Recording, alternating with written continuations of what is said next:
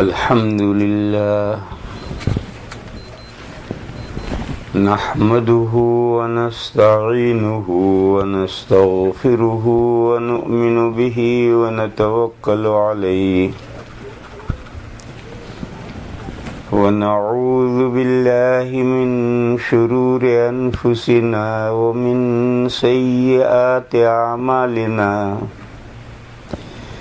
من يهده الله فلا مضل له ومن يضلله فلا هادي له وأشهد أن لا إله إلا الله وحده لا شريك له وأشهد أن سيدنا ومولانا وحبيبنا وشفيعنا محمدا عبده ورسوله أرسله إلى الناس كافة بشيرا ونذيرا وداعيا إلى الله بإذنه وسراجا منيرا صلى الله تعالى عليه وعلى آله وصحبه وبارك وسلم تسليما كثيرا كثيرا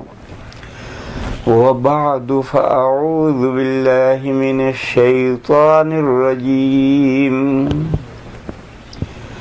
والعاديات ضبحا فالموريات قدحا فالمغيرات صبحا فأثرن به نقعا فوسطن به جمعا إن الإنسان لربه لكنود وإنه على ذلك لشهيد وإنه لحب الخير لشديد أفلا يعلم إذا بعثر ما في القبور وحصل ما في الصدور إن ربهم بهم يومئذ لخبير بسم الله الرحمن الرحيم اعملوا آل داود شكرا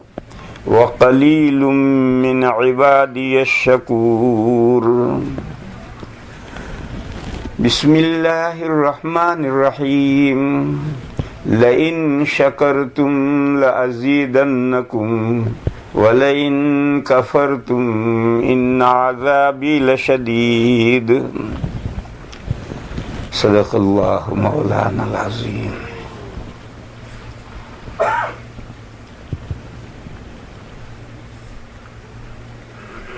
بزرگوں اور بھائیوں، اللہ نے ہمیں بے شمار نعمتوں سے اور انعامات سے نوازا ہے.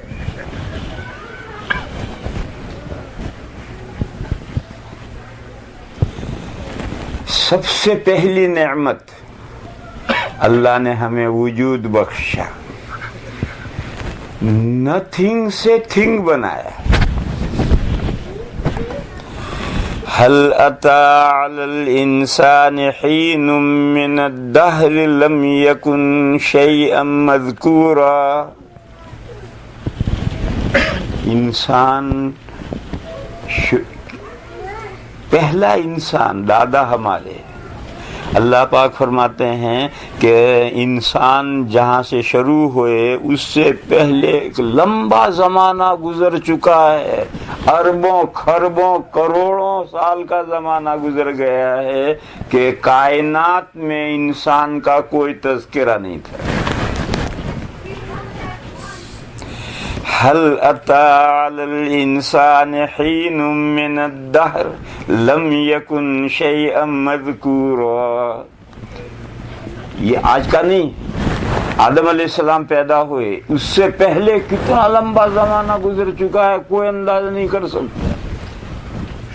ایک لمبا عرصہ گزر گیا ہے کہ انسان کا کائنات میں کوئی ذکر نہیں تھا.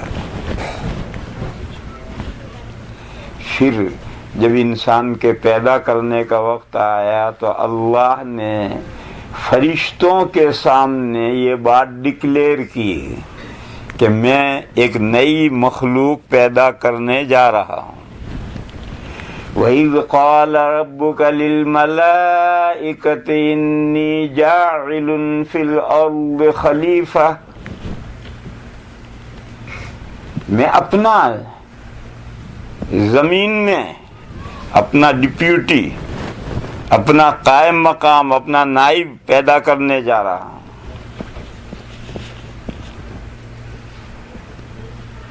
فرشتوں نے عرض کیا پروردگار عالم، جس مخلوق کو آپ پیدا کرنے جا رہے ہیں اس مخلوق کا ہر فرد آپ کے قانون کا پابند نہیں ہوگا۔ آپ جو قانون بھیجیں گے اس مخلوق کے پاس میں، اس مخلوق کا ہر فرد آپ کے قانون کا پابند نہیں ہوگا۔ ان میں زمین میں فساد مچانے والے بھی ہوں گے، زمین میں خون بہانے والے بھی ہوں گے۔ یہ آخری درجے کے برے گناہ ہیں، آخری درجے کے برے گناہ ہیں۔ زمین میں بگاڑ پھیلانا، زمین میں خون بہانا، یہ آخری درجے کا برا گناہ ہے۔ یہ آخری درجے کے برا گناہ کرنے والے بھی ہوں گے۔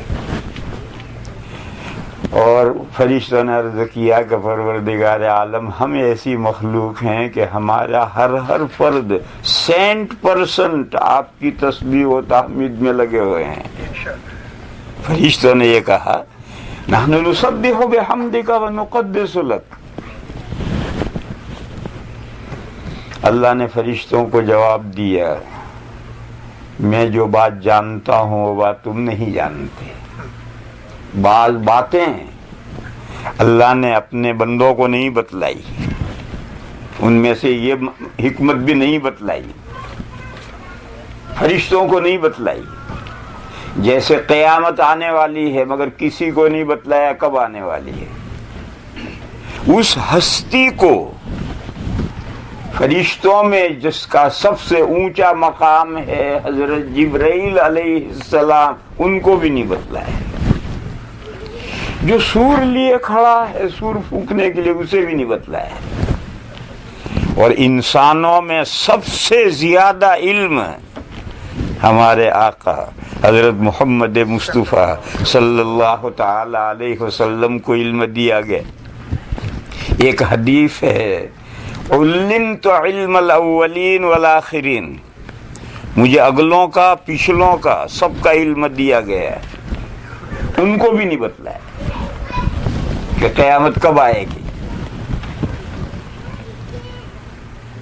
جب حضرت جبرائیل نے حضور سے پوچھا متی الساعہ، تو حضور نے جواب دیا مل مسئول عنہا بعالم من السائل۔ یہ فرمایا کہ اس بارے میں جتنا نالج تمہارا ہے اتنا ہی نالج میرا ہے، تم سے زیادہ میں نہیں جانتا۔ سائل کا نالج کیا ہے کہ قیامت ڈیفینیٹلی آنے والی ہے، لیکن کب وہ نہیں جانتا۔ ایسے حضور بھی جانتے کہ یقیناً قیامت آنے والی ہے، لیکن کب حضور بھی نہیں جانتے۔ تو بعض چیزوں کا علم اللہ تعالیٰ نے مخلوق کو نہیں دیا ہے۔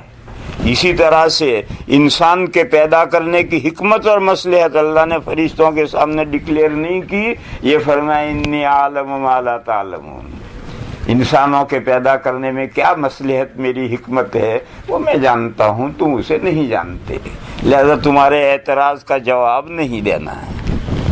ان کا اعتراض تھا کہ ایسی مخلوق آپ پیدا کرنے جا رہے ہیں جس کا ہر فرد آپ کی بندگی نہیں کرے گا، آپ کے احکام کے خلاف چلے گا، اور نہ صرف خلاف چلے گا بلکہ آخری درجے کے پرلے درجے کے گناہ کرے گا۔ پرلے درجے کے گناہ دو ہیں، زمین میں بگاڑ پھیلانا اور زمین میں خون بہانا، یہ آخری درجے کے پرلے درجے کے گناہ۔ اب کائنات کو پتہ چلا کہ ایک مخلوق انسان پیدا ہونے والے ہیں، اس سے پہلے انسان کا کوئی تذکرہ نہیں تھا۔ تو اللہ تعالیٰ نے پہلا احسان ہم پر یہ فرمایا کہ ہمیں نتھنگ سے تھنگ بنایا، اور پھر دنیا میں تھنگز، چیزیں بے حساب ہیں کائنات میں، اور حیوانات جو ہیں جان رکھنے والے وہ بھی بے شمار جاندار ہیں، ان میں ہمیں انسان بنایا اور اپنی مخلوقات میں سب سے اشرف بنایا، افضل بنایا، اور ہمیں عزت کا تاج پہنایا۔ وَلَقَدْ كَرَّمْنَا بَنِي آدم، ہم نے انسان کا رسپیکٹ کیا، آدم کی اولاد کا رسپیکٹ کیا۔ وہ رسپیکٹ یہ ہے کہ اسے انسان بنایا ہے۔ یہی عزت وہ عزت ہے جو فرشتوں کو نصیب نہیں ہوئی، جنات کو نصیب نہیں ہوئی، پہاڑوں کو، دریاؤں کو، درختوں کو، چرندوں کو، پرندوں کو یہ عزت نصیب نہیں ہوئی جو انسان کو نصیب ہوئی۔ تو پہلا اللہ کا کرم اور احسان اور انعام تو ہم پر یہ ہوا میرے بھائیو۔ اس کے بعد دوسرا بہت بڑا احسان اللہ نے یہ فرمایا کہ انسانوں میں انبیاء بھیجے، انسانوں میں سے چوز کر کے ان کو اللہ نے نبی اور رسول بنایا، اور ان انبیاء اور رسولوں کے ذریعے سے اللہ نے اپنے مرضی انسانوں کو بتلائی۔ مرضی مانے پسندیدہ بات، اللہ کو نے بتلایا کہ مجھے تمہارے لیے یہ پسندیدہ لائف ہے کہ تم دنیا میں ایسی لائف گزارو کہ اگلی دنیا میں آنے کے بعد میں بھی تمہاری زندگی پسندیدہ رہے، تمہیں خوش کرے۔ تو مرضی، اپنی پسندیدہ زندگی، انسان دو دنیاؤں میں ہے، انسان دو دنیاؤں میں ہے، اس دنیا میں ہے اور اس دنیا پر زندگی ختم ہونے والی نہیں ہے، اگلی زندگی میں جانا ہے۔ یہاں اگر اللہ کی پسندیدہ زندگی اپناؤ گے تو اگلی دنیا میں تمہاری پسندیدہ زندگی ملے گی۔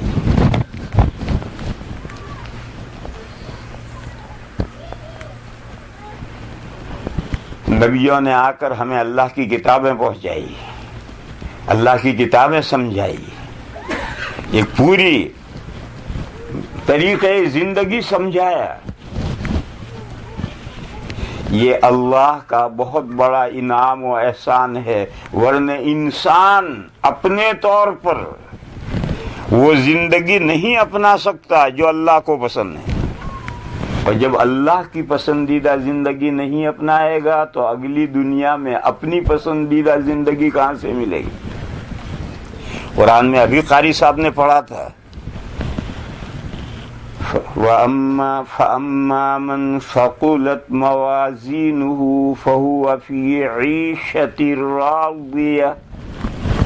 اگر تمہاری نیکیوں کا پلڑا بھاری ہو گیا، نیکیاں زیادہ ہوئی، تو ایسی لائف ملے گی، ایسی زندگانی ملے گی کہ تم اس سے خوش ہو جاؤ گے اپنی زندگی سے۔ تو اگلی زندگی میں جو زندگی ملنے والی، اگلی دنیا میں جو زندگی ملنے والی ہے جس پر انسان خوش ہوگا، یہ ڈیپینڈ ہے اس پر کہ اس دنیا میں انسان وہ زندگی گزارے جو اللہ کو خوش کرے۔ قرآن میں ایک ضابطہ بتلایا گیا ہے، هل جزاء الاحسان الا الاحسان۔ کسی کے ساتھ حسن سلوک کیا جائے تو اس کے جواب میں حسن سلوک ہی ہوگا، احسان کا بدلہ تو احسان ہوگا۔ جب ہم نے اللہ کو خوش کرنے والی زندگی اپنائی تو اللہ کی طرف سے بدلہ کیا ملے گا؟ اللہ ہمیں اگلی دنیا میں ایسی زندگی دیں گے کہ جو ہمیں خوش کر دے گی۔ الجزاء الاحسان الا الاحسان۔ مگر میرے بھائیو، اتنے سارے انعامات و احسان کے باوجود انسانوں کی میجورٹی اللہ کی ان نعمتوں کا شکر بجا نہیں لاتی۔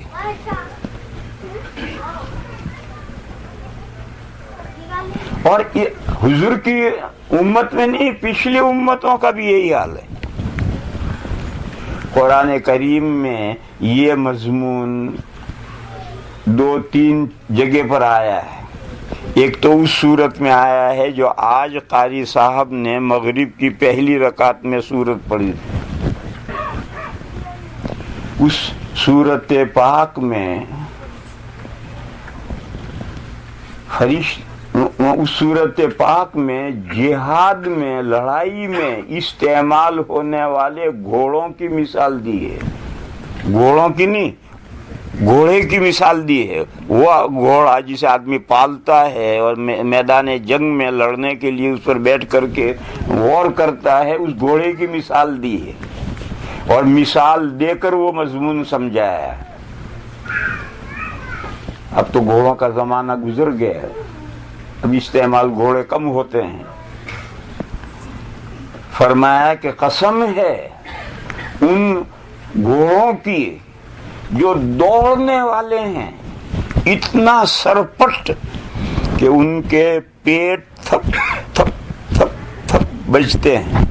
ایک تکونا ہوتا ہے، وہاں ہڈیاں نہیں ہوتی، پسلیاں ختم ہوتی ہے، کوکھ جہاں شروع ہوتی ہے وہاں ایک تکونا ہے، وہاں جب وہ جانور پانی پی لیتا ہے تو وہ اوپر آتا ہے، بھوکا ہو جائے تو وہ جگہ دب جاتی ہے۔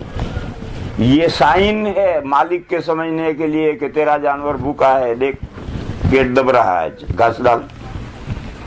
کھلایا، پیٹ بھر گیا، کھلانا بند کرو، کیونکہ جانور تو جانور ہے، وہ تو بے تحاشا کھائے گا، پیٹ میں بد ہضمی ہو جائے گی، بیمار پڑ جائے گا۔ تو مالک کے سمجھنے کے لیے سائن بورڈ لگایا ہے کہ جانور بھوکا ہے، پیٹ بھر گیا ہے۔ وہ کھال جب دوڑتا ہے جانور تو اس کو اچھلتی گرتی ہے، اچھلتی گرتی، اچھلتی گرتی، اس سے ایک ہلکی سی آواز پیدا ہوتی ہے، تھپ تھپ تھپ تھپ تھپ۔ وہ جہاں تیز دوڑے گا جانور تب وہ کھال اچھلے گی گرے گی، اچھلے گی گرے گی۔ تو فرمایا قسم ہے سرپٹ دوڑنے والوں کی، دوڑنے والے گھوڑوں کی، اتنا سرپٹ کہ ان کے پیٹ کی کھال اٹھتی گرتی ہے تو آواز پیدا ہوتی ہے۔ والعادیات ضبحا، عرب میں رات میں شب خون مارا جاتا تھا، رات میں حملہ کرتے تھے، اور عرب کی زمین پتھریلی ہے، اور پتھریلی زمین میں سڑک پر چلنے کے لیے جو جانور ہیں ان کے نیچے لوہے کا نال باندھنا پڑتا ہے ورنہ کھر گھس جائے گا۔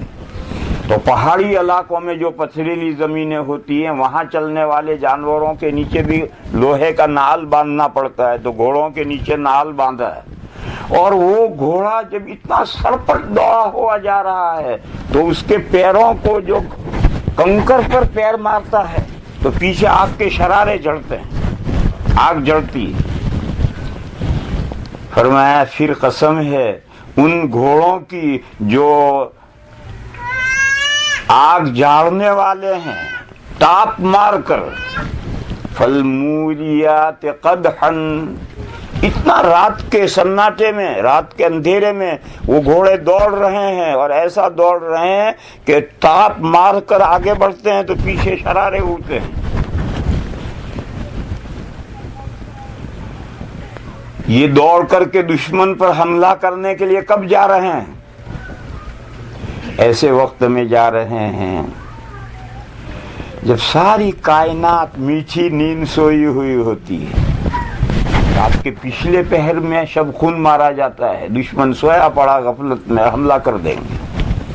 جب ساری کائنات میٹھی نیند لے رہی ہے، مزے سے سوئی پڑی ہے، اس گھوڑے کو مالک اس کے اوپر پیٹھ پر سوار ہے، اور وہ مالک دشمن پر شب خون مارنے جا رہا ہے، اور گھوڑے کو دوڑاتا جا رہا ہے، اور گھوڑا دوڑتا ہوا جا رہا ہے۔ فالمغیرات صبحا، پھر قسم ہے ان گھوڑوں کی جو صبح کے وقت میں حملہ کرنے والے ہیں، رات کے پچھلے پہر میں شبنم گرتی ہے، اس وقت دوڑنے سے غبار نہیں اڑتا، مگر وہ گھوڑے ایک نہیں ہیں، بہت سارے گھوڑے دشمن کی طرف دوڑے ہوئے جا رہے ہیں۔ تو صبح کے اس وقت میں جب زمین پر شبنم گری ہوئی ہے، اس وقت غبار اتنا اڑتا ہے کہ آسمان پر جا کر بادل بن جاتا ہے۔ فَأَثَرْنَ بِهِ نَقْعًا، پس ابھارنے والا ہے وہ گھوڑا دوڑنے کے ذریعے سے غبار کو۔ پھر جب گھوڑا دشمن پر پہنچتا ہے تو دشمن کے مجمع کے فوج کے بیچوں بیچ گھس جاتا ہے، اپنے سوار کو لے کر دوڑتا چلا جائے گا۔ گھوڑا بہت سمجھدار جانور ہے۔ کسی مخلوق کو اللہ نے راڈر نہیں دیے، گھوڑے کو راڈر دیے ہیں، دو اونچے کان، یوں یوں گھماتا رہتا ہے۔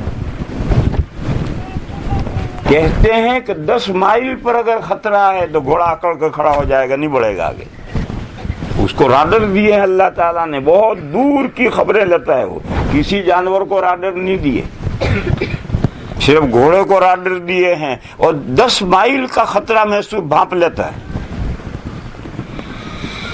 وہ جانتا ہے کہ میں جب دشمن کے صفوں میں گھسوں گا تو جو تلواریں پڑیں گی وہ سوار ہی کو نہیں پڑیں گی، تلواریں تو اندھا دھند پڑتی ہیں، گھوڑے کو بھی تلوار پڑتی ہے، اس کی بھی ٹانگیں کٹتی ہیں، اس کی بھی گردن اڑتی ہے، وہ سب کچھ جانتا ہے، مگر اس کے پیٹھ پر اس کا آقا بیٹھا ہے، اس نے ایڑ کی کہ گھسنا ہے اندر تو گھسا چلا جاتا ہے، فوسطنا بہ جمعاً، بس وہ اپنے آقا کو لے کر مجمع کے بیچوں بیچ تک چلا جاتا ہے۔ یہ فوج میں استعمال ہونے والے گھوڑوں کی ایک مثال ہے اور ان کے احوال ہیں۔ اب سنو، ان الانسان لربہ لکنود، بے شک انسان اپنے پروردگار کا بڑا ہی ناشکرا ہے۔ وَإِنَّهُ عَلَى ذَلِكَ لَشَهِيدٌ، اور دلیل کہا انسان خود اپنے گریبان میں منہ ڈالے اور اپنے آپ کو اس گھوڑے کے ساتھ کمپیئر کرے تو خود گواہی دے گا کہ واقعی جتنا گھوڑا اپنے آقا کا وفادار ہے، میں اپنے پروردگار کا اتنے احکام کی تعمیل نہیں کرتا۔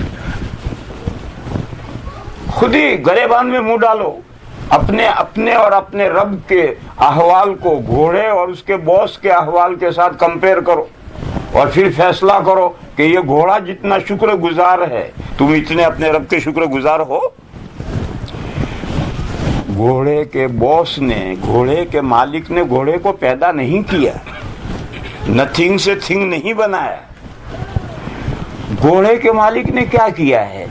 چند ہزار میں گھوڑا خرید کر لایا، اور وہ گھاس چارہ جو اللہ کا پیدا کیا ہوا ہے، باس نے نہیں پیدا کی، وہ گھاس، وہ چارہ نہیں پیدا کیا، وہ اللہ کا پیدا کیا ہوا چارہ ہے، وہ چارہ وقت پر اس کو کھلایا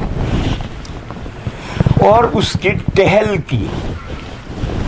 ٹہل جانتے اردو کا لفظ ہے، کیونکہ آپ لوگ بہت دور چلے آئے تو اس لیے بہت سے لفظوں کو آپ ذرا جلدی سے نہیں سمجھیں گے۔ ٹہل کرنا کا مطلب ہے اس کی خدمت کی روزانہ برش لگایا، اس کو ٹہل کرنا کہتے ہیں۔ وہ ایک خان صاحب تھے، ان کا بڑا شاندار گھوڑا تھا، اس کے سائز تھا گھوڑے کے، خدمت کے لیے نوکر تھا، وہ کبھی گھوڑے کی ٹہل نہیں کرتا تھا، برش نہیں لگاتا تھا، تو خان صاحب ڈانٹتے تھے روز تو گھوڑے کی خدمت نہیں کرتا، وہ سنی انسنی کر دیتا تھا۔ ایک دن رات میں گھوڑا چوری ہو گئی، اب وہ گھبرایا کہ اب تو خان صاحب کان کھینچیں گے، تو جنگل میں گیا اور ایک خرگوش ریبٹ کہیں سے پکڑ لایا زندہ اور لا کر گھوڑے کی تھان پر باندھا، آگے بھی رسی باندھی، پیچھے بھی پیچھاڑی باندھی، اور برش لے کر آیا اور رگڑ رہا ہے۔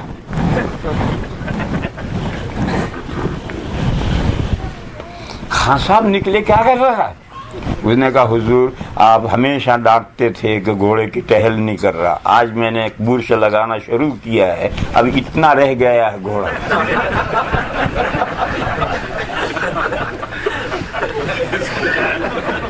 کہو تو باقی رکھو، نہیں ختم کرو۔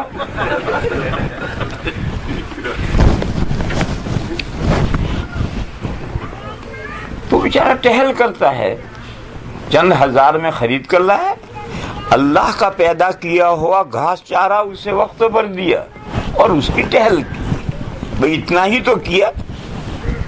اس کا شکریہ گھوڑا کیا ادا کرتا ہے؟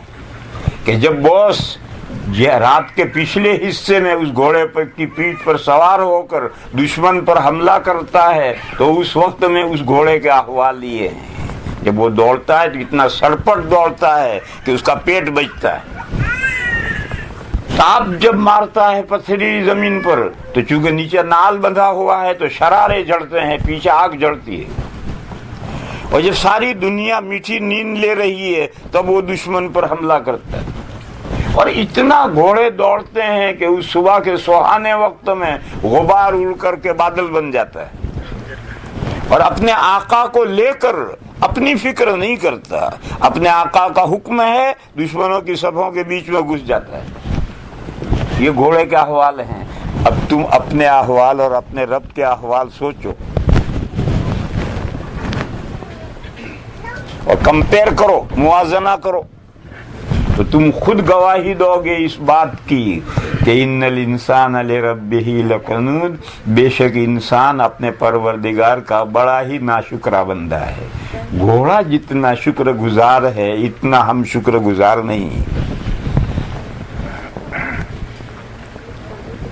مگر میرے بھائیو، یہ سب انسانوں کے احوال نہیں ہیں،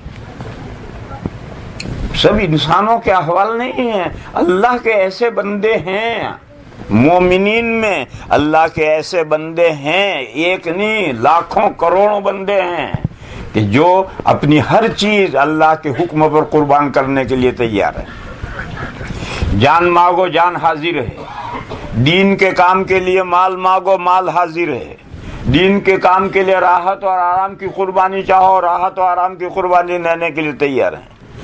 انسانوں میں الحمدللہ مومنین میں ایسے ہیں، لیکن یہ آٹے میں نمک کے برابر ہے۔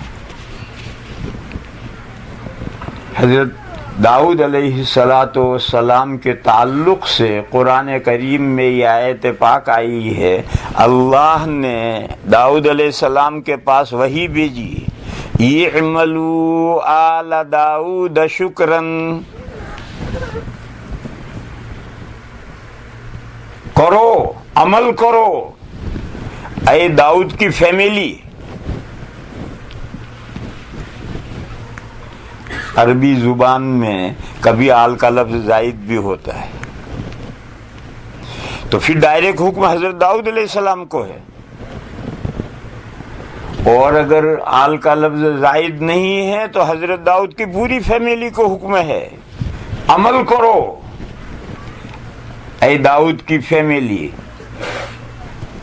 شکریہ کے طور پر یہ جو ہم عمل کر رہے ہیں یہ شکریہ کے طور پر ہے، اللہ کی بے پایاں نعمتیں ہر وقت ہم پر ہو رہی ہیں، ان کا شکریہ ادا کرنا ضروری ہے۔ هل جزاء الاحسان الا الاحسان۔ اللہ نے آسمان اور زمین کے درمیان میں ساری ہوا بھر رکھی ہے، اگر یہ ہوا ختم ہو جائے تو ایک سانس نہیں لے سکتا انسان، ختم ہو جائے۔ اللہ نے پانی پیدا کر رکھا ہے، اگر یہ پانی کا گھونٹ ہمیں نہ ملے ہم 24 گھنٹے زندہ نہیں رہ سکتے۔ اللہ نے ہمارے لیے خوراک پیدا کر رکھی ہے، آسمان سے برابر بارشیں ہو رہی ہے، زمین سے روئی دگی زمینیں چیزیں اگاتے، ہم کھاتے پیتے ہیں، مزے اڑاتے ہیں۔ یہ اللہ کی طرف سے مسلسل انعامات کی بارشیں ہیں۔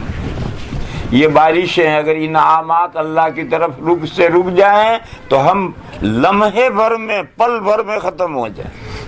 تو جب اللہ کی طرف سے یہ مسلسل انعامات ہیں تو ہماری طرف سے کیا ہونا چاہیے؟ بدلہ ہماری طرف سے یہ ہے کہ ہم اللہ کے احکام پر عمل کریں، یہی تھینک یو ہے۔ اللہ نے جو ہمیں انعام کیے ہم پر تو ہمارے لیے ضروری ہے ہم پر ہم تھینک یو کہیں۔ تھینک یو کہنے کا طریقہ یہ ہے کہ اللہ کے احکام پر عمل کرو۔ یہ اللہ کے احکام پر عمل کرنا یہ شکریہ کے طور پر ہے۔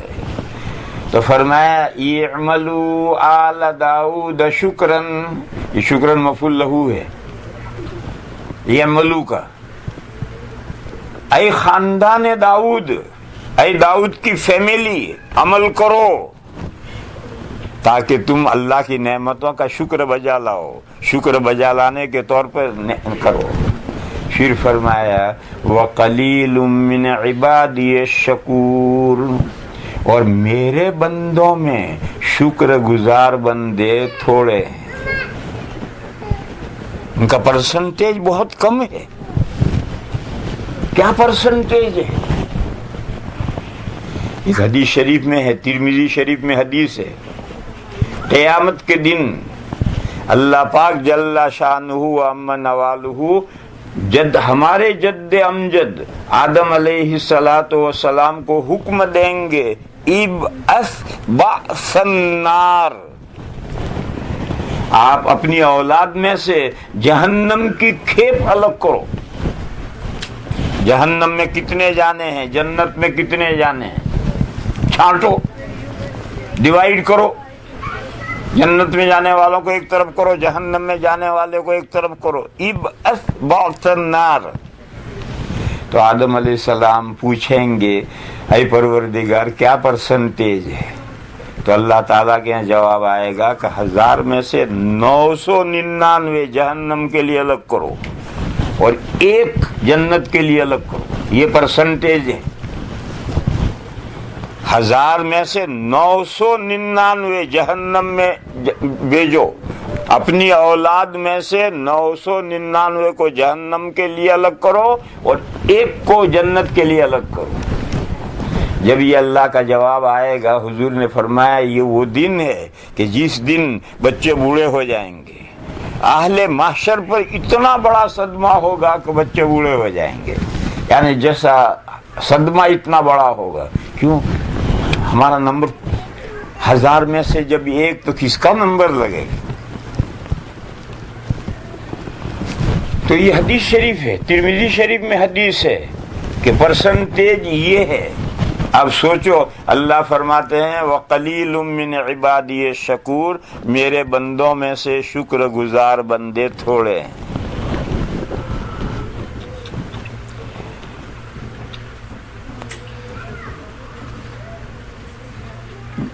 اس آیت کا مفہوم کیا ہے؟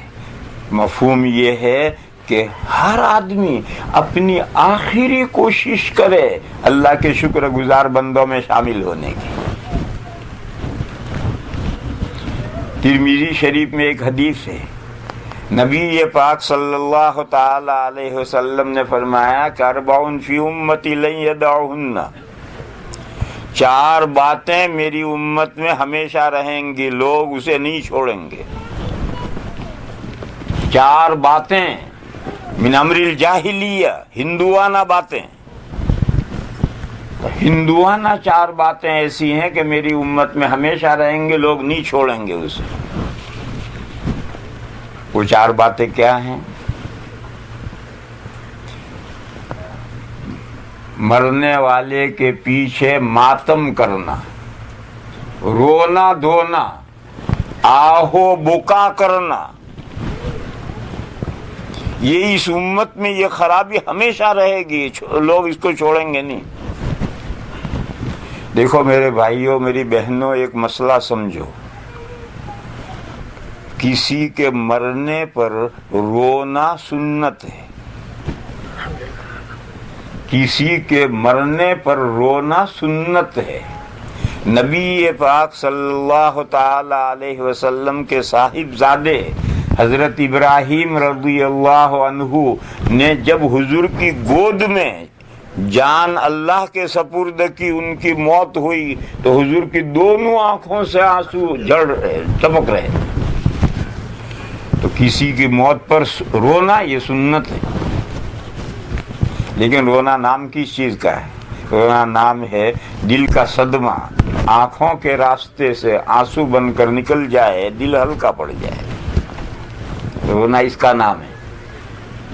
دل کا صدمہ آنسو بن کر آنکھوں کے راستے سے بہہ جائے، تو جب صدمہ بہہ گیا تو دل ہلکا پڑ گیا. اس کا نام رونا ہے، اور دل کو ہلکا کرنے کے لیے یہ رونا سنت ہے.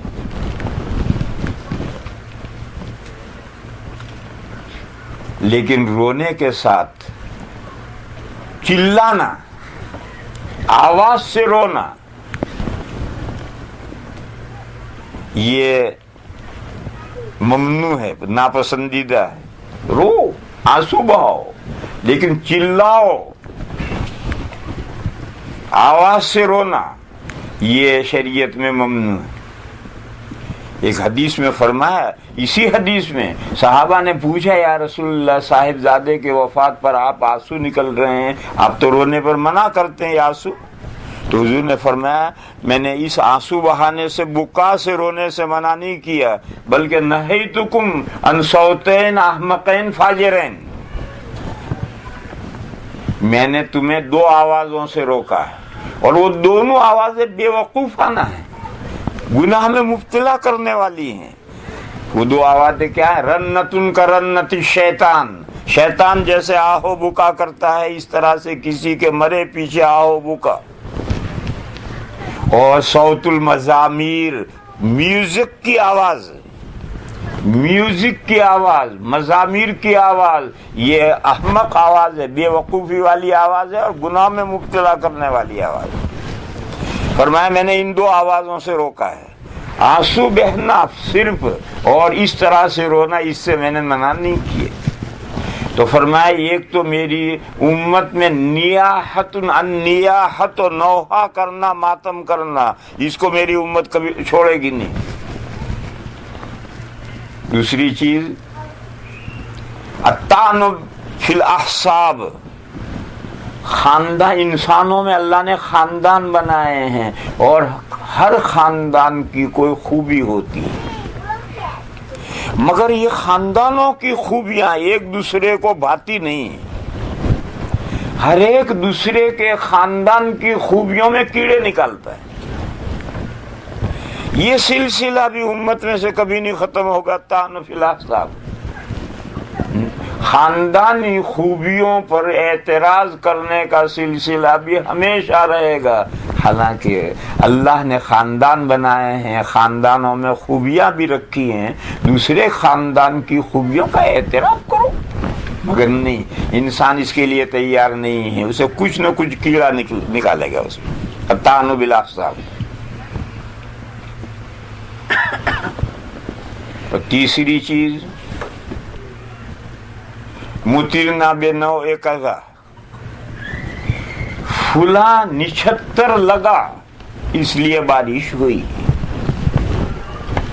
آپ کے یہاں تو پتہ نہیں کیا قاعدہ ہوگا، ہمارے یہاں ہندوستان میں کبھی اساڑ آ گیا اس لیے بارش شروع ہوئی. ارے اساڑ میں کیا خوبی ہے؟ اساڑ بارش کے پہلے مہینے کا نام ہے اساڑ. کبھی اساڑ لگ گیا اس لیے بارش ہوئی. ارے اساڑ کی کیا خصوصیت ہے؟ بہت سے سالوں میں اساڑ چلا جاتا ہے اور کوئی بارش نہیں ہوتی، اور کبھی اساڑ سے پہلے بھی بارش شروع ہو جاتی. مگر لوگ نسبتیں ادھر کریں گے، کسی کی زبان سے یہ نہیں نکلے گا کہ اللہ کا کرم ہوا، اللہ کا فضل ہوا، اللہ کا احسان ہوا اس لیے بارش شروع ہوئی. مطرنا بفضل اللہ کوئی نہیں کہے گا. ہر ایک یہ کہیں گے مطرنا بنوع کذا، فلاں فلاں ستارے اکٹھا ہوئے، اس کو نچھتر کہتے ہیں، ہندی لفظ ہے. اور نچھتروں کی حقیقت برسات کے 4 مہینے 15 دن کے الگ الگ نچھتر ہیں، اور ان نچھتروں کے علم نجوم میں احکام ہیں. تو وہ علم نجوم میں نچھتروں کے جو احکام ہیں ادھر لوگ منسوب کریں گے کہ فلاں نچھتر لگا اس لیے بارش ہوئی، مگر کوئی اپنی زبان سے یہ نہیں کہے گا کہ مطرنا بفضل اللہ، اللہ کی مہربانی ہوئی اس لیے بارش ہوئی، یہ نہیں کہے گا. تیسری چیز یہ. چوتھی چیز ہے العدوہ، ایک کی بیماری دوسرے کو لگنے کا غلط خیال، ایک کی بیماری دوسرے کو لگنے کا غلط خیال اس امت میں ہمیشہ رہے گا. غیر مسلموں میں تو یہ ہے ہی، اور آپ کے ملک کے ہاسپٹلوں میں اس بارے میں کیا کیا ہے وہ مجھ سے زیادہ آپ جانتے ہیں. تو نن مسلم تھیوری ہے، لیکن یہ نظریہ مسلمانوں میں سے ہی ختم نہیں ہوگا. ہمیشہ مسلمانوں میں نظریہ پایا جائے گا کہ بعض بیماریاں، ہمارے یہاں گجراتی میں کہتے ہیں چیپی روگ، کہ کچھ بیماریاں ہیں وہ اس ایک سے دوسرے کو لگتی ہیں، ایک سے دوسرے کو لگتی ہیں. یہ مسئلہ ذرا رک کر کے سمجھنا چاہیے. دیکھو 2 چیزیں الگ الگ ہیں اور دونوں چیزیں حدیث سے ثابت ہیں. ایک یہ ہے کہ بعض بیماریاں ایسی ہیں کہ ان میں مریض کے ساتھ اختلاط، ملنا جلنا من جملے اسباب مرض ہے.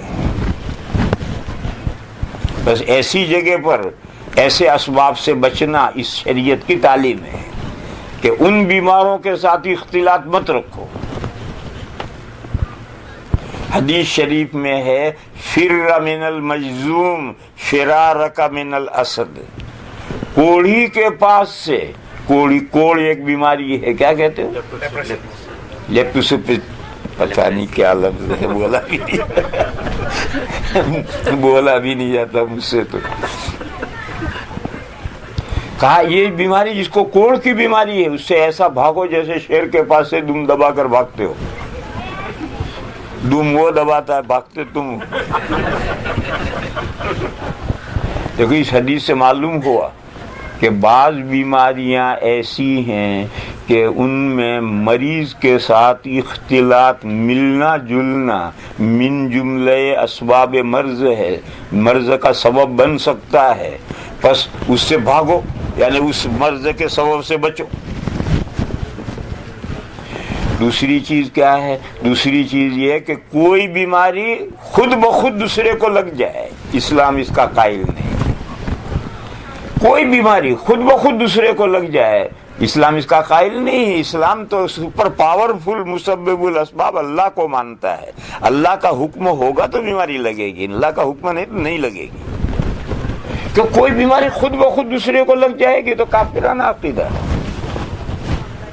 یہ دو چیزیں الگ ہیں.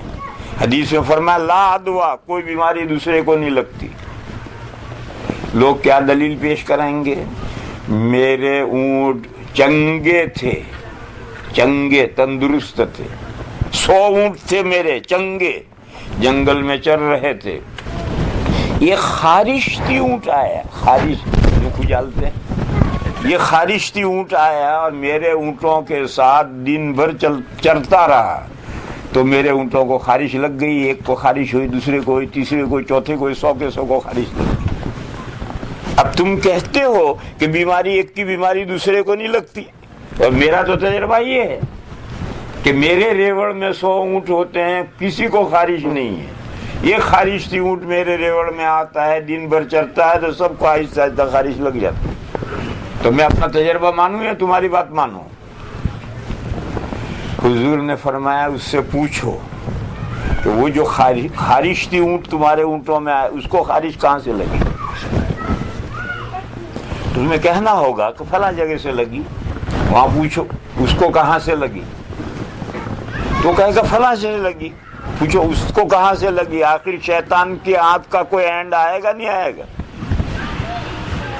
تو ایک آخری اونٹ ایسا ماننا پڑے گا کہ اس کو خارش اللہ کے حکم سے لگی. تو جو بات آخری اونٹ کے بارے میں مانتے ہو وہ سبھی اونٹوں کے بارے میں کیوں نہیں کہتے کہ اللہ کے حکم سے خارش لگی؟ اور اسباب اسباب ہیں، خدا نہیں ہے. اسباب اسباب ہیں، خدا نہیں ہے.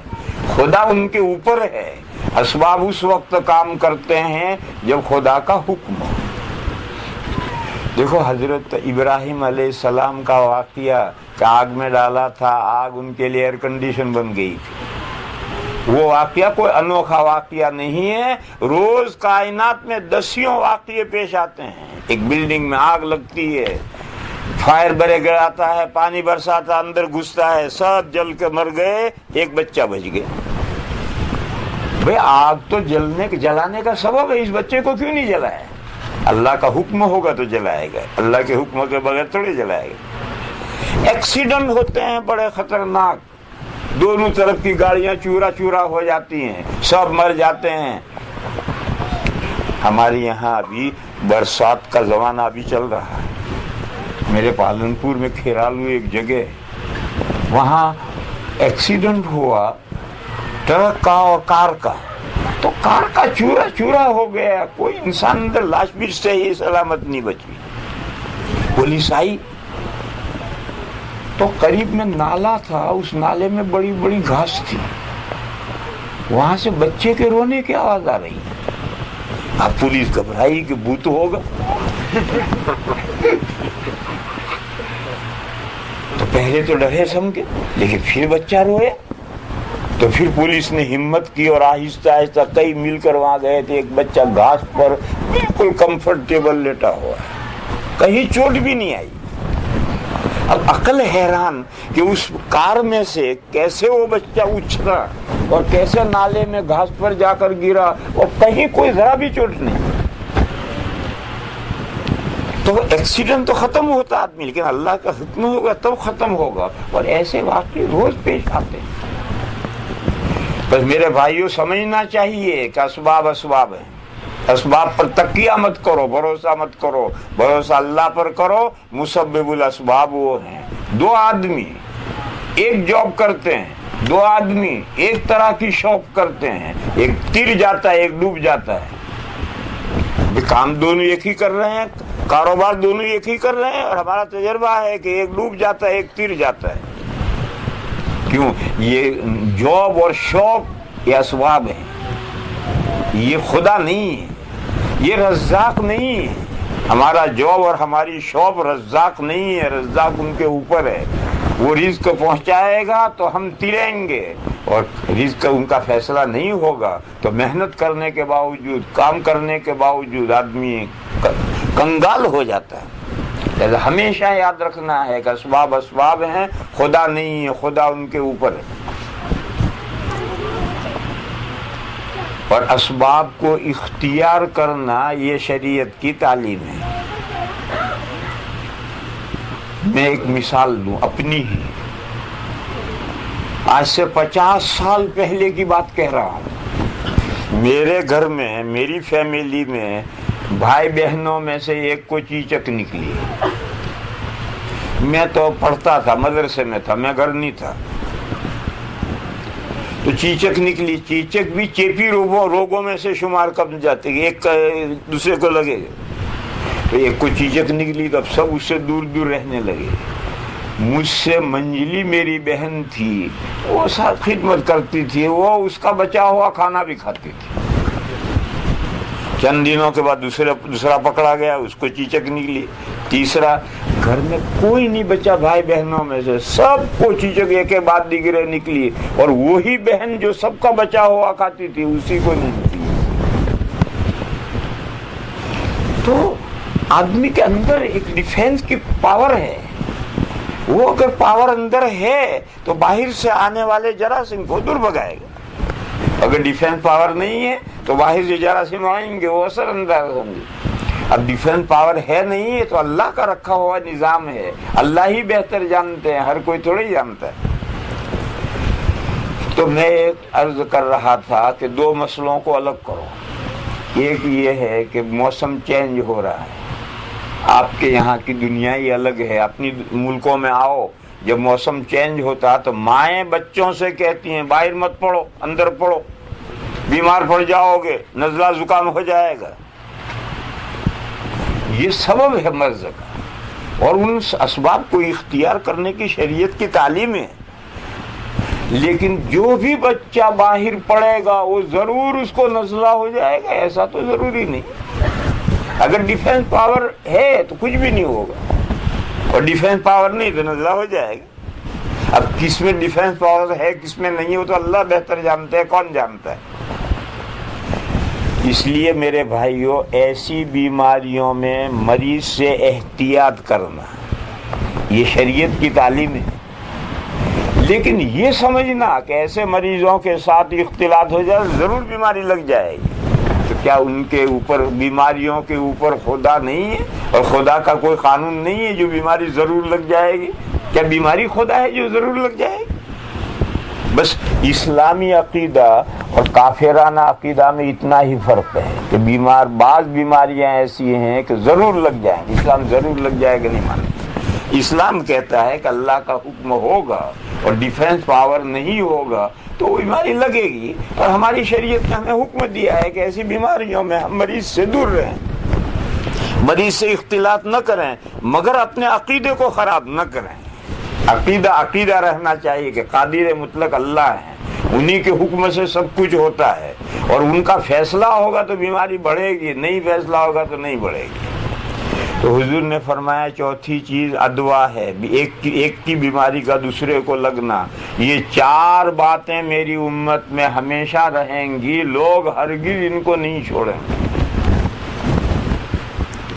اس کا مطلب یہ کہ مصلحین امت چھوڑ دیں کہ 4 باتیں رہنے دو امت میں۔ حضور نے فرمایا ہے لوگ ہرگز نہیں چھوڑیں گے، لہذا ان پر محنت کرنا بیکار ہے۔ میرے بھائیو، حدیث کا یہ مطلب نہیں ہے۔ حدیث کا مطلب یہ ہے کہ ان 4 باتوں کو امت میں سے ہٹانے اور نکالنے کے لیے ایڑی چوٹی کا زور لگاؤ، تب نکلیں گی۔ آسانی سے یہ 4 باتیں امت میں سے نہیں نکلیں گی۔ ایسا سمجھو ہمارے کپڑے کے اوپر ایک چائے پی رہے تھے، وہ داغ لگ گئے، سوکھ گئے۔ اگر آپ کو سوکھنے سے پہلے آپ پانی اس کے اوپر ٹپکا دیں اور سارا بھگا دیں تو داغ نہیں پڑے گا، اور اگر سوکھ گیا تو کہیں گے بھئی یہ داغ تو چائے کا داغ ہے، نہیں نکلے گا۔ نہیں نکلے گا کا مطلب ہے محنت کرو اس کو نکالنے کی، لیمو نچوڑو، اس پر چونا لگاؤ، اور آج کل تو بلوچین کیا بہرحال کچھ نہ کچھ لاؤ اور ضرور نکلے گا، لیکن اس کے لیے ایکسٹرا میں آرڈینری محنت کرنی پڑے گی، کچھ خصوصی محنت کرنی پڑے گی تب نکلے گی۔ تو امت میں جو برائیاں ہیں وہ برائیاں واز کہہ دیا، برائی لوگ بچ گئے، لیکن یہ 4 برائیاں ایسی ہیں کہ محض 1-2 مرتبہ واز کہنے سے کام نہیں چلے گا، اس پر ایکسٹرا آرڈینری محنت کرو اور مصلحین ایڑی چوٹی کا زور لگائیں تو نکلیں گی۔ میرے بھائیو، اسی طرح سے سمجھو شکر گزار بندے تھوڑے ہیں۔ اس کا یہ مطلب کیا ہے؟ اس کا مطلب یہ ہے کہ اللہ کا شکر گزار بندہ بننے کے لیے بڑی محنت کرنی پڑے گی، بڑی توجہ کرنی پڑے گی، تب تمہارا نمبر لگے گا۔ دیکھو میں اس کی مثال اپنے طالب علموں کو مثال دیتا ہوں کہ پوزیشنیں ہوتی ہیں، first position, second position, third position. اس کے علاوہ ہمارے یہاں جماعت میں اول نمبر دورے میں آتا ہے، تو اول نمبر تو کوئی ایک آئے گا، وہ دورے میں 850 لڑکے ہیں، تو اب ہر طالب علم سوچے گا بھی 850 میں میرا کہاں نمبر لگتا ہے، چلو میں محنت اول آنے کی کرتا ہی نہیں۔ اس کو پاگل پن کہتے ہیں۔ 850 لڑکوں میں سے ہر ایک کو محنت کرنی ہے کہ میں آؤں گا اول، اور اول آنے کے لیے جتنی محنت ہے اتنی میں محنت کروں گا، پھر آئے نہ آئے والا قسمت کی بات ہے۔ لیکن جو محنت کی ہے وہ رائے گاہ نہیں جائے گی، اول آنے کے لیے جو محنت کی ہے وہ رائے گاہ نہیں جائے گی۔ میں خانے کا محروم بھی محروم نہیں۔ پب جانتے ہو؟ میں خانہ وہی پب، اس پب میں اگر جاؤ گے اور جیب میں پیسہ نہیں ہے تو کم سے کم بدبو سونگ کر آؤ گے۔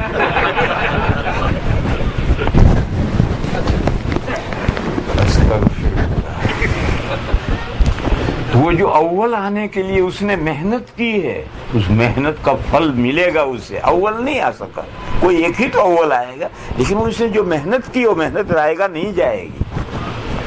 بس اسی طریقے سے میرے بھائیو، ہر مومن کو، کافر کو تو چھوڑو، وہ تو ایمان ہی نہیں لایا ہے، نن مسلم کو تو چھوڑو، لیکن وہ بندے جو اللہ پر ایمان لائے ہیں، جو اللہ کے پسندیدہ بندے ہیں، ان بندوں کو اللہ کا شکر گزار بننے کی ایڑی چوٹی کا زور لگانا چاہیے، پوری محنت کرنی چاہیے کہ شکر گزار بندوں میں میرا شمار ہو جائے، میں اکاؤنٹ میں آ جاؤں۔ پھر چاہے ہم اعلیٰ درجے کے شکر گزار نہیں بن سکیں گے تو کہیں نہ کہیں انگلی گٹا کر شہیدوں میں نام لکھوا لیں گے، محروم نہیں رہیں گے، مگر کوشش ہر بندے کو یہ کرنی کہ میرا شمار اللہ کے شکر گزار بندوں میں ہو۔ اور وہ بہت تھوڑی تعداد ہے، اس بہت تھوڑی تعداد میں شامل ہونے کے لیے اپنی والی سعی اور محنت کرنی ضروری ہے۔ لہذا میرے بھائیوں، اس مضمون کا حاصل یہ ہے کہ اللہ نے اپنے فضل و کرم سے ہمیں دولت ایمان دی، بغیر استحقاق کے، بغیر محنت کے۔ ہم مردوں کو بھی اور ہم بہنوں کو بھی، عورتوں کو بھی اللہ نے محض اپنے فضل و کرم سے دولت ایمان دی۔ اب اعملوا آل داؤد شکرن، اے داؤد کی فیملی، عمل کرو، شریعت پر عمل کرو۔ یہی تھینک یو کہنا ہے، اللہ کے احسانات کا بدلہ جواب دینا یہی ہے کہ اللہ کے احکام پر عمل کرو۔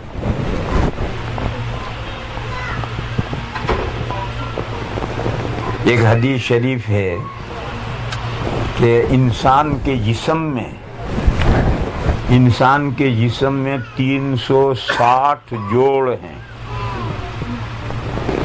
جب آدمی صبح کرتا ہے اور وہ تن درست ہے، تن باڈی درست صحیح ہے، تو ہر جوڑ کے بدلے میں نیک کام کرنا ضروری ہے، صدقہ کمانے، نیک کام کرنا ضروری ہے۔ سبحان اللہ، ایک نیک کام ہو گیا، ایک جوڑ کا شکریہ ادا ہو گیا، الحمدللہ، ایک نیک کام ہو گیا، ایک جوڑ کا شکریہ ادا ہو گیا۔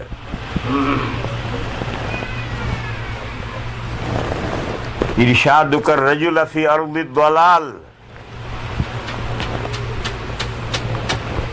ایک سرزمین ہے، چکر کی سرزمین ہے، راستہ ملنا بہت مشکل ہے۔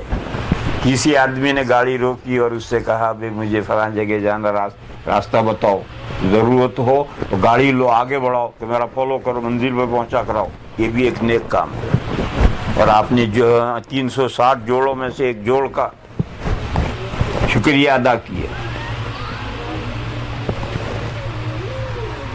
اسی طرح کے اعمال، مجھے اس حدیث میں سمجھانا ہے کہ یہ جو عمل ہے، نیک عمل، یہ اللہ کی نعمتوں کا شکریہ ہے۔ تسبیح پڑھ رہا ہے، اللہ کا شکر، اللہ کا شکر، شکر للہ، شکر للہ، شکر للہ، یہ اللہ کا شکر نہیں ہے، یہ تو زبانی جمع خرچ ہے۔ اللہ کا شکر کی شکل یہ ہے کہ نیک کام کرو، نیک اعمال کرو، اور اپنے روزانہ کم سے کم 360 نیک کام تو کرو، جس کے ذریعے سے تم اللہ کے ہر جوڑ کو اللہ نے جو محفوظ رکھا اس کا تھینک یو کو۔ میرے بھائی، رمضان مبارک قریب آ رہا ہے، اور مومن کے لیے ہر دن رمضان ہے، لیکن ہم جیسے سست کے لیے سیزن کا خیال رکھنا ضروری ہے، سیزن سے فائدہ اٹھانا ضروری ہے۔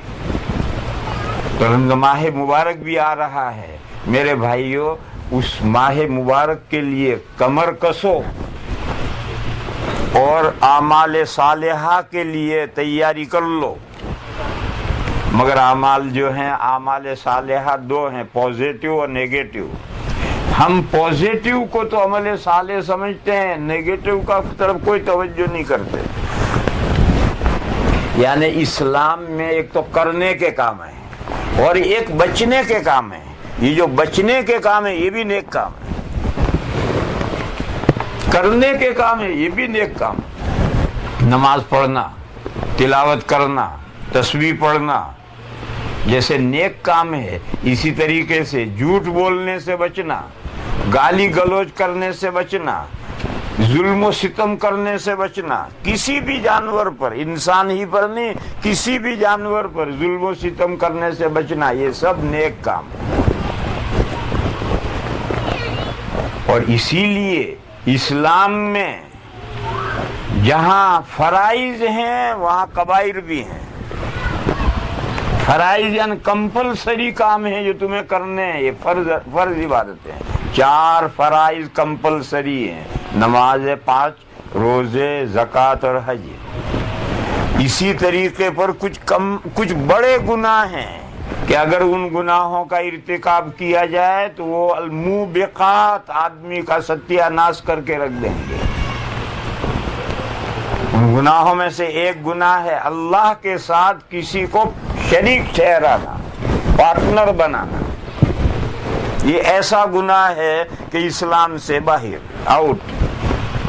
کسی نفس کو ناحق قتل کرنا، کسی پر جادو کرنا یا کروانا، ماں باپ کی نافرمانی کرنا۔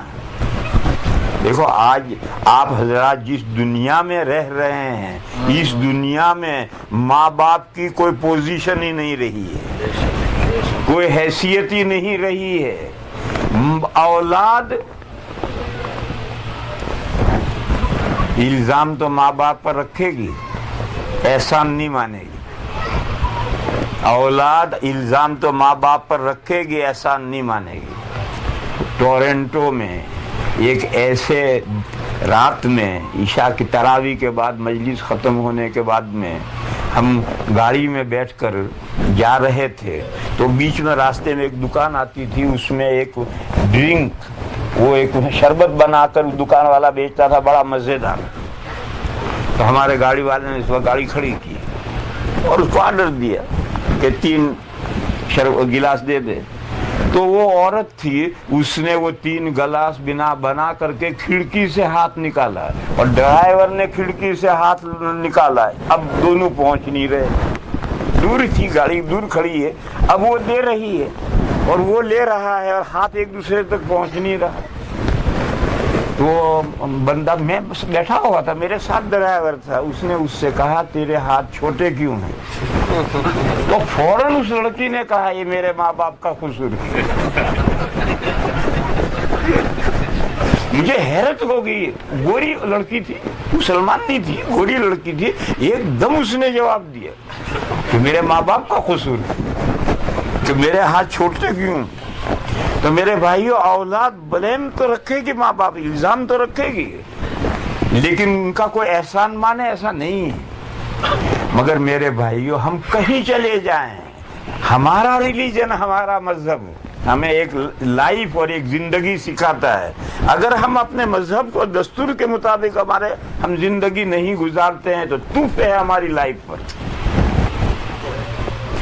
اسلام میں 7 بڑے گناہ ہیں جو آدمی کا ستیہ ناش کرنے والے ہیں۔ ان 7 میں سے ایک گناہ ہے حقوق الوالدین، ماں باپ کی نافرمانی کرنا، باپ کا حکم ماننا، ماں کا حکم ماننا، خدمت کرنا، یہ آگے کا مرحلہ ہے۔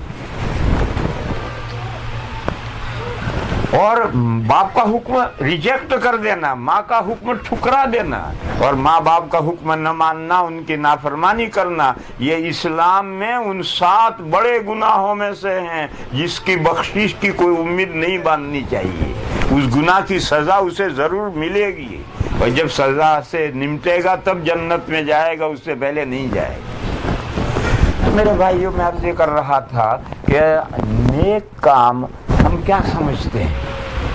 پازیٹیو جو کام ہے اسی کو ہم نیک کام سمجھتے ہیں۔ یہ جو کبیرہ گناہ ہیں، بڑے گناہ ہیں، نیگیٹو جو اعمال ہیں، ان کو تو ہم نیک کام سمجھتے ہی نہیں۔ حالانکہ جیسے یہ کمپلسری اعمال نیک کام ہے، ایسے یہ کبائر بڑے گناہ جو ان سے بچنا بھی اسی درجے کا نیک کام۔ اس لیے میرے بھائیو، اللہ کا شکر گزار بننا چاہیے۔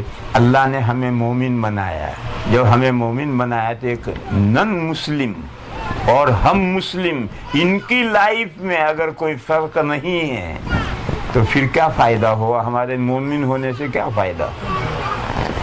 وہ بھی جھوٹ بولتا ہے، ہم بھی جھوٹ بولتے ہیں، وہ بھی سود کھاتا ہے، ہم بھی سود کھاتے ہیں، وہ بھی دھوکہ دیتا ہے، ہم بھی دھوکہ دیتے ہیں، وہ بھی بندگی اللہ کی نہیں کرتا، ہم بھی نماز نہیں پڑھتے، تو پھر ہماری زندگی میں اس کی زندگی میں کیا فرق ہو گیا؟ فرق ہونا چاہیے۔ اللہ کا یہ حکم ہے کہ تم اللہ اپنے پروردگار کی ناشکری کرنے والے ہو۔ اگر تمہیں مسئلے کو سمجھنا ہے تو یہ گھوڑے کے حالات ہیں، ان میں غور کرو اور اپنے آپ کو ان کے ساتھ کمپیئر کرو۔ تم خود گواہی دو گے، تمہارا دل گواہی دے گا کہ گھوڑا جتنا وفادار ہے اپنے باس کا، میں اپنے پروردگار کا اتنا اطاعت شعار نہیں ہوں۔ یہ تم خود فیصلہ کرو۔ یہ ایک مختصر سی بات تھی، میرا خیال ہے کہ اب نماز کا بھی وقت ہونا ہے، لہذا اسی پر اختصار کرتے ہیں۔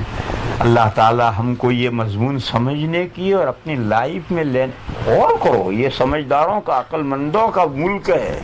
یہاں بے عقلی کی باتیں نہیں چلتی. ہر آدمی کو کام کی بات غور و فکر کرنی چاہیے اور غور و فکر کر کے پلے باندھنی چاہیے. اللہ ہمیں توفیق عطا کرے کہ ہم اس مضمون کو سمجھ کر اپنے آپ کو اللہ کا شکر گزار بندہ بنانے کی کوشش کریں.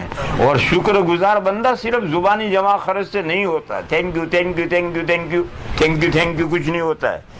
اللہ کا شکر یہ ہے یہ عمل کرو، نیک عمل کرو، کرنے کے کام کرو، برے کاموں سے بچو. یہی اللہ کی نعمتوں کا شکریہ ہے. وآخر دعوانا ان الحمدللہ. اللہم صلی وسلم وبارک علی سیدنا و مولانا محمد وعلی آل سیدنا و مولانا محمد بعدد من صلی وسلم. یا الہ العالمین ہماری نیکیوں کو قبول فرما، ہماری خطاؤں سے درگزر فرما. یا اللہ ہماری کوتاہیوں کو معاف فرما، ہماری حسنات میں برکتیں پیدا فرما. یا اللہ ہمیں اپنا شکر گزار بندہ بنا. یا اللہ ہمیں اپنے شکر گزار بندیوں میں شامل فرما. یا اللہ ہمیں کرنے کے کاموں کو مضبوطی سے کرنے کی توفیق عطا فرما، نہ کرنے کے ناجائز کاموں سے بچنے کی ہمیں توفیق عطا فرما. یا اللہ ہم میں جو بیمار ہیں انہیں شفائے کاملہ عطا فرما. ہم میں جو کسی بھی ٹینشن اور پریشانی میں ہیں ان کے فکر و ہموم کو دور فرما.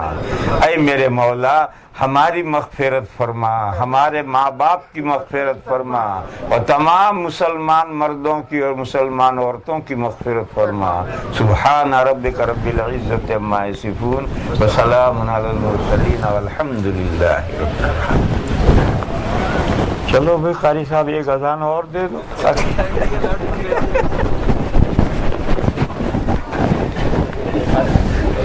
چلو چلو